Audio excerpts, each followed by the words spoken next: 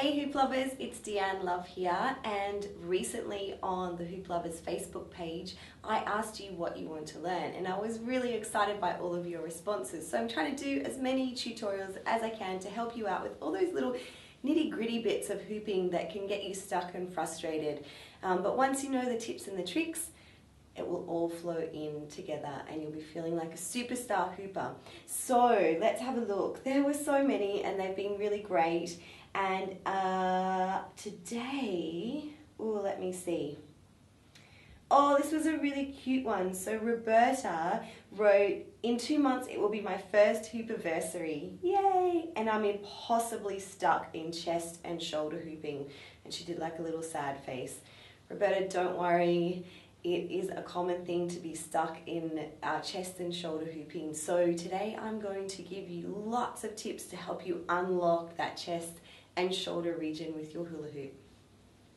Okay, so it's really important to understand with your chest and shoulder hooping that your upper body needs to be unlocked and movable before your hoop is going to continue to rotate on it. So any stretches or movement patterns that you can make without your hoop will help you to unlock that chest. So even if you're at work sitting at your desk, or if you're brushing your teeth or on the train, on the bus, wherever, if you can just start to unlock and make movement with that upper body while holding on to the pelvic area, keeping that nice and balanced, but just letting the chest and the shoulders slide and pop and move around.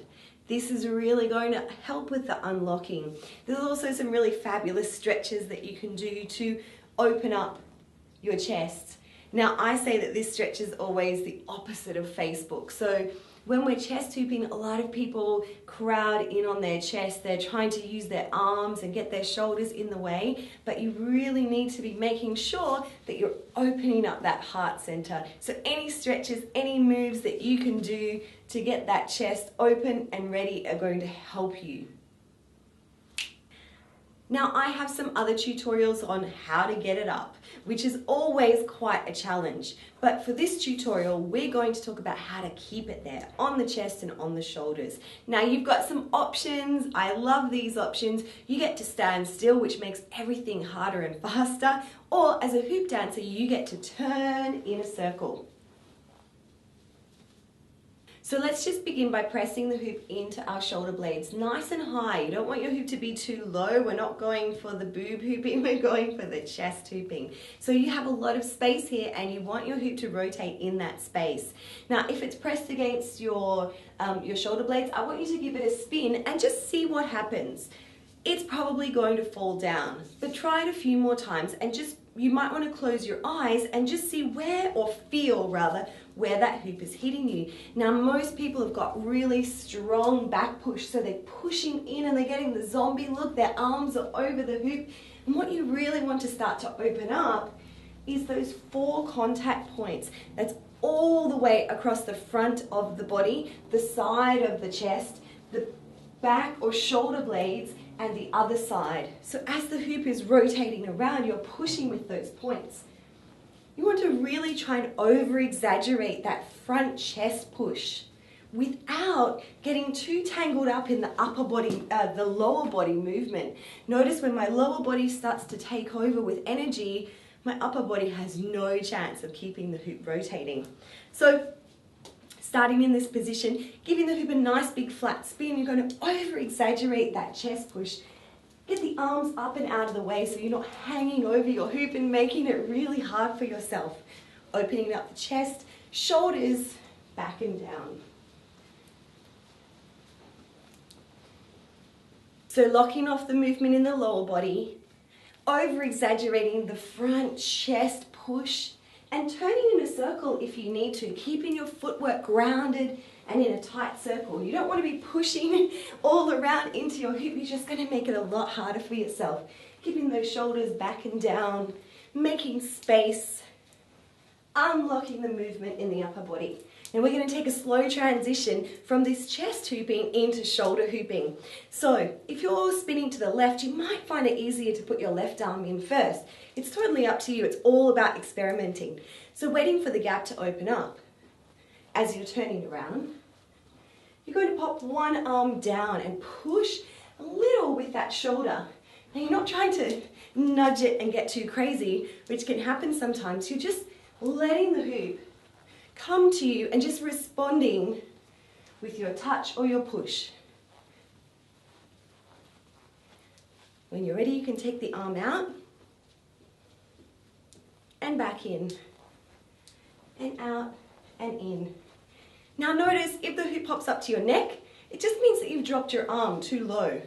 So have a look at or feel into the chest, the shoulder, and the neck, and just see the difference. Chest, shoulder, neck. Then you can try that with your second arm. Really making sure that you feel the movement and the hoop touching you across the body. You're melting into that circle. The arms are not doing too much work. The hips are certainly not going. You're going to lose that hoop. Push in with the chest. Let the arms be free and easy. Feel the hoop contact 360 points all the way around your upper body. Now, if you're finding the hoop keeps popping up to your neck, it's okay. It just means that you're doing a little shrug. You probably don't even realize it. If you're feeling that the hoop is falling down, you need to make sure that you give it some more energy. Go crazy, go wild. Why not?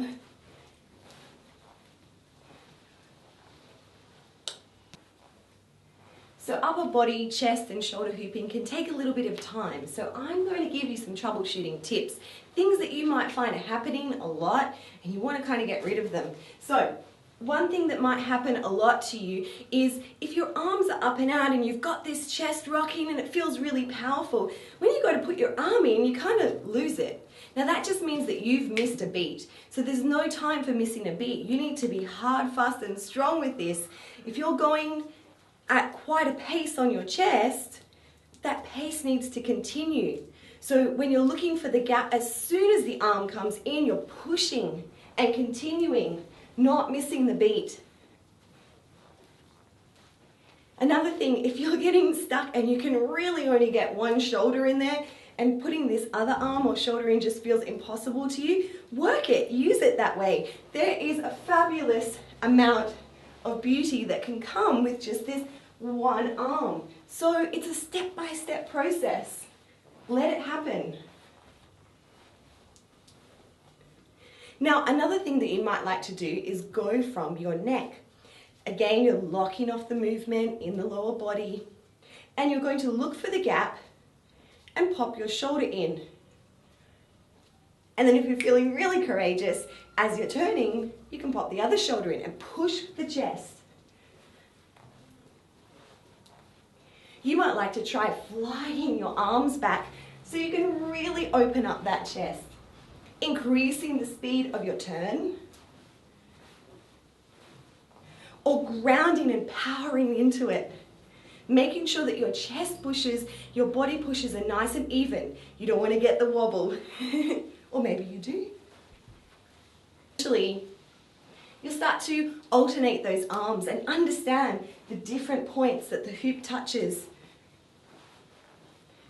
From shoulders to chest, looking for the gap, feeling those contact points, using the turn, locking off the hips,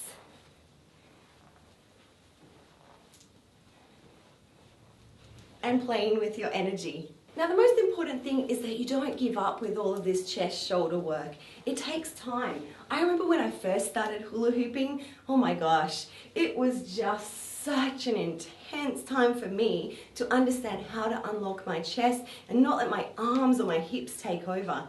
So I would lock myself in my bedroom, switch off the light, turn up the music and really get crazy with it. And it just felt like it was going to be impossible. It was always falling down. I couldn't keep it up.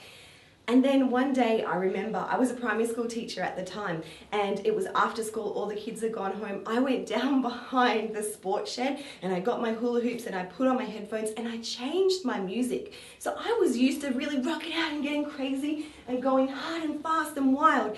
And then I changed the music to something a little slower. And suddenly, my body and my hoops started to respond.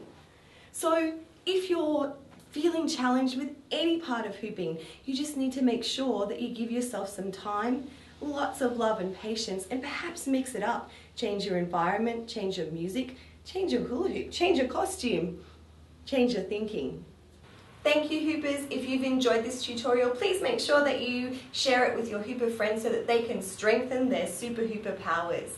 And if you have any requests about anything to do with hooping, please leave me a comment on the Hooplovers Facebook page.